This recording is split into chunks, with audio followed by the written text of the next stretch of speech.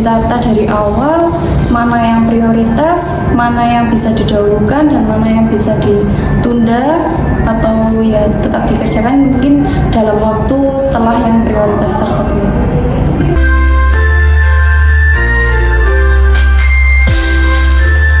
Perkenalkan, nama saya Nija Amalia Putri dari kelas A4 Manajemen Angkatan 2020 di STIE PGRI Dewantara Jombang. Untuk kegiatan saya sekarang adalah berkuliah, usaha. Untuk usaha saya ada dua saat ini, yaitu Nit Kreatif sama usaha yang baru yaitu Trip yang namanya Lookup. Terus untuk freelance, saya sekarang freelance di Hotel Fatma sebagai konten kreator.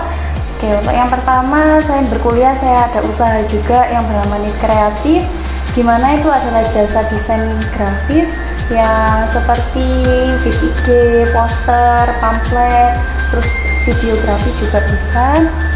Itu start mulai dari harga 15.000 dan menyesuaikan dengan kesulitan dari editan tersebut. Lalu untuk usaha yang kedua yaitu thrifting yang bernama Lookup yang baru saya grand opening awal November kemarin. Di situ saya menjual beberapa baju thrift. Kalau lebih dikata baju bekas itu terlalu kasar, jadi untuk saat ini trennya kan biasanya thrifting. Nah, itu untuk baju thriftnya lokal, bukan yang dilarang dari internasional itu. Jadi memang thrift lokal yang diambil dari luar kota. Di situ ada lagi freelance. Saya freelance di Hotel Fatma sebagai konten kreator. Di sana saya membuat beberapa konten yang sudah dibentuk sejak awal bulan dan berjalan sampai saat ini dari awal November hingga akhir November ini.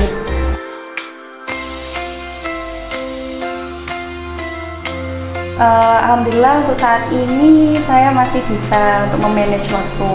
Untuk kuliah juga hanya di hari tertentu dan itu tidak mengganggu semua usaha yang saya jalankan saat ini.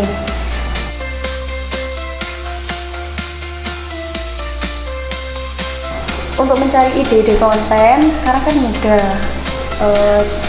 Scroll TikTok itu juga yang FYP itu biasanya saya pakai buat ide-ide konten. Terus apa sih yang sekarang lagi tren, apa sih yang sekarang lagi booming, itu yang biasa saya pakai untuk ide konten, baik di freelance di Hotel Fatma maupun di Nit Kreatif ataupun di Trip. Nah, yang saya jalani saat ini untuk Instagram Lookup yang thrifting itu, dimana saya harus membuat sebuah konten yang tidak terlihat jualan. Jadi untuk foto-fotonya saya buat menarik dan tidak dilihat seperti Instagram orang jualan. Kalau untuk mengembalikan mood atau menjaga mood itu yang terpenting, kalau saya pribadi tidak boleh ada yang mengganggu, yang artinya saya harus mematikan semua notifikasi, dan ini untuk kerjaannya biar cepat selesai dan saya bisa istirahat. Kuncinya kalau mood berantakan itu kan harus diam sejenak untuk beristirahat, entah itu scroll TikTok atau keluar cari udara segar mungkin biar tidak sumpek seperti itu.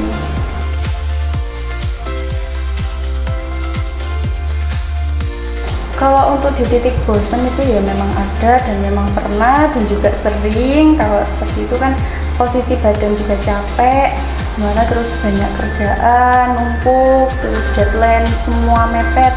Nah, itu caranya ya kalau saya pribadi biasanya di list dulu apa yang deadline mendekat, paling dekat, paling urgent, itu yang didulukan. Terus habis itu kalau dirasa udah kayak sumpek ya berarti entahlah ambil beberapa menit buat istirahat, terus diam sejenak, ya itu kuncinya ya buat mengembalikan ke tadi.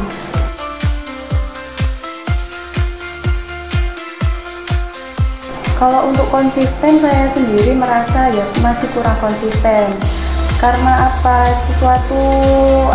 Kerjaan itu pasti ada prioritas, dan yang bisa didahulukan yang mana, yang bisa dinomor duakan itu yang mana, itu masih bisa dihandle. Jadi untuk menjaga konsisten ya itu tadi harus ditata dari awal, mana yang prioritas, mana yang bisa didahulukan, dan mana yang bisa ditunda atau ya tetap dikerjakan mungkin dalam waktu setelah yang prioritas tersebut.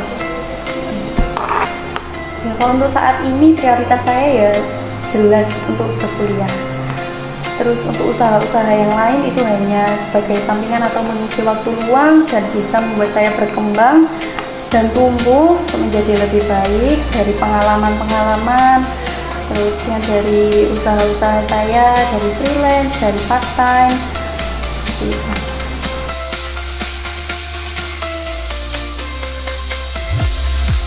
Momen paling keren ya menurut saya ya dimana saya bisa memanage semua kegiatan yang sesuai dengan harapan saya, dari mulai freelance, 2 usaha yaitu thrifting dan knit kreatif, sama part time, dan kuliah saya dimana ini kuliah itu nggak sampai terbengkalai itu, jadi masih bisa dihandle sesuai dengan yang saya harapkan dan sesuai dengan yang saya manage dari awal.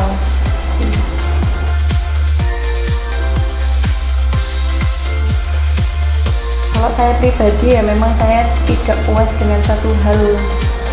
Jadi untuk kalau berhasil dalam satu hal terus cukup dan stuck di situ aja itu kalau saya enggak seperti itu ya. Mungkin pengen lebih berkembang, pengen lebih terus tumbuh, pengen lebih memperbanyak pengalaman.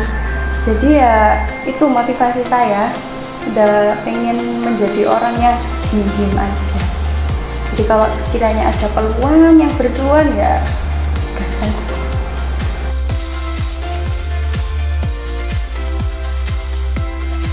Kalau untuk kegagalan ya pasti pernah, cuman kegagalan tersebut tidak saya rasakan, jadi tidak menurunkan semangat saya. Kalau kegagalan ya sering gagal, cuman ya kita tutupin aja gimana caranya biar semangat itu nggak hilang karena sebuah kegagalan tersebut.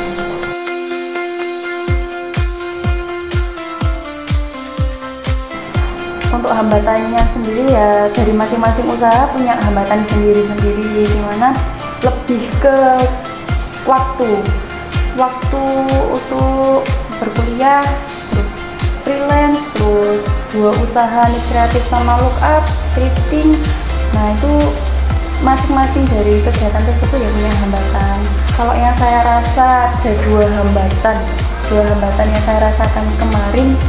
Yang pertama, gimana kendala dari laptop ini kan penunjang utama usaha knit kreatif untuk mendesain semua konten, terus mendesain semua freelance yang saya jalankan. Nah itu sebuah kendala yang tak bisa dihindarkan.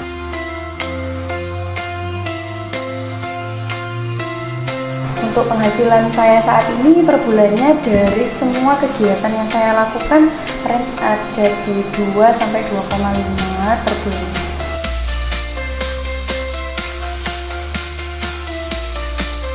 Pesan buat teman-teman, kesuksesan itu bukan diukur dari seberapa besar penghasilan, tapi seberapa besar usaha yang kita lakukan. Kenapa harus knit kreatif? Karena di sini saya mematok harga di mana harganya bisa dijangkau oleh semua kalangan, mulai dari para mahasiswa atau pemilik-pemilik UKM yang membutuhkan jasa desain seperti jasa desain kemasan, desain logo, dan lain-lainnya.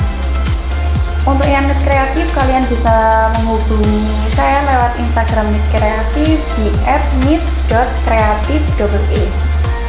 Kenapa harus look up thrift? Karena look up ini semua produknya lokal, bukan impor. Terus look up thrift ini selalu membangun kepercayaan customer, dimana barang thrift kan pasti banyak kekurangan yang harus disampaikan.